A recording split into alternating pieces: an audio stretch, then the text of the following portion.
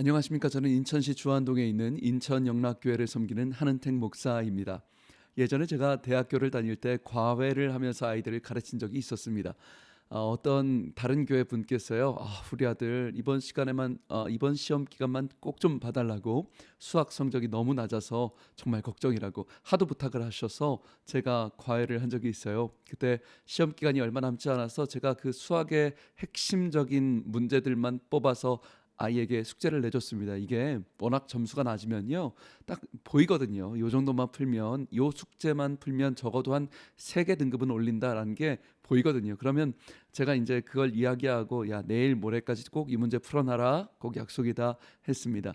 근데 제가 이 다다음 날 아이를 찾아갔는데요, 숙제를 검사하는데 얘가 하나도 안 푼 거예요. 하나도. 그래서 야, 너 왜 그거 안 풀었냐, 무슨 일이냐, 너 분명히 나랑 약속하지 않았냐, 이 문제만 풀어도 너 2등급은 올라간다, 왜 이걸 안 풀었냐 그랬더니, 이 아이가 고개를 푹 숙이면서, 선생님, 사실은요, 제가 어제 금요철야를 다녀와서요, 밤새도록 기도하느라 숙제를 못했어요, 그러는 거예요. 기도하느라고. 그래서 제가 뭐 여기까지 이해할 수 있어요, 뭐 죄송하다고 하고 예배하느라 그랬다니까 열심히 하면 되지. 근데 문제는 갑자기 이 녀석이 눈빛을 반짝반짝거리면서 저한테 뭐라고 하는지 아십니까?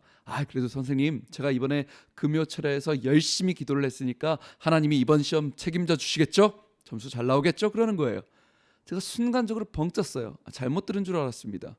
자기가 숙제는 안 했어도 금요철야 밤새서 기도했기 때문에 하나님이 좋은 점수 주실 것이다라고 진짜 그렇게 생각하고 있는 거예요. 그렇게 배웠던 것이죠.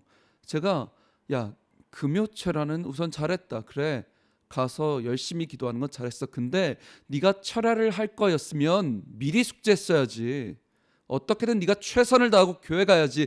어떻게 기도했다고 점수 나오냐. 저는 그렇게 이야기했어요. 근데 얘는요, 아니라는 거예요. 금요철야 가서 시험 기간에도 불구하고 믿음 좋게 밤새서 기도했기 때문에 하나님이 책임진다는 거예요. 그러더니 얘가요, 과외 때요, 계속 조는 거예요. 수업 시간에 계속 밤을 샜으니까 졸죠. 여러분, 이 아이 시험 잘 나왔겠죠? 시험 점수 철야했으니까 100점 맞았겠죠? 아니요, 쫄딱 망했어요. 쫄딱 망했어요. 잘 나왔습니다. 여러분, 저는 시험 기간에 철야가지 말라는 얘기가 아닙니다. 여러분 보내십시오. 최선을 다해 예배하게 하십시오. 저도 중고등학교 시험 기간 때 저 정말 필사적으로 예배했습니다. 최선을 다해 예배했습니다. 그런데 대신 최선을 다해 공부도 했습니다. 여러분, 우리가 신앙생활에 있어서 중요한 사실은 신앙은 샤머니즘이 아니라는 것입니다. 우리 신앙에 하나님의 절대적인 은혜라는 요소는 필수적입니다. 반드시 필요합니다. 하지만 그에 대해서 우리가 할 수 있는 최선의 노력이라는 요소가 균형을 잡아야 한다는 것입니다. 하나님의 절대적인 은혜와 우리의 노력이라는 요소가 밸런스가 맞아야 하는 것이죠. 아무것도 하지 않으면서 하나님이 해결하실 것이다, 나는 최선을 다하지도 않으면서 역할도 하지 않으면서 기도만 하면 하나님이 일하신다, 이것은 정말 잘못된 것이죠. 여러분, 하나님은요, 반드시 사람을 통하여서 역사하십니다. 반드시 사람의 역할이 있습니다. 굉장히 중요합니다. 정말 본문에 물이 포도주로 변하는 기적적인 역사가 기록되어 있습니다. 근데 여러분, 여기서 물이 포도주로 변화되는 그 역사는 주님만이 하실 수 있는 게 맞습니다. 이 위대한 기적은 주님밖에 할 수 없습니다. 그런데 여러분, 예수님께서는요, 혼자 그 역사를 완성시키는 것이 아니라 하인들에게 작은 역할을 나눠주십니다. 물을 떠서 믿음으로 갖다 주는 역할이죠. 하나님 항상 그러신 것 같습니다. 나사로가 죽었을 때 죽은 나사로를 살리시는 것은 주님밖에 할 수 없습니다. 우리의 노력이 아닙니다.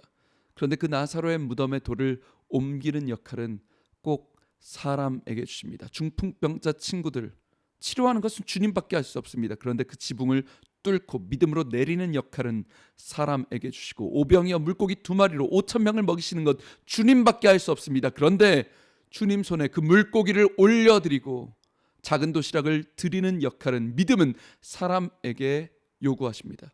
정말 중요합니다. 하나님은 우리에게 역할을 주십니다. 물론 이게 하나님의 절대적인 은혜에 비하면 노력이라고 하기에도 민망한 작은 역할이지만 반드시 하나님은 우리에게 역할을 주십니다. 믿음의 역할이죠.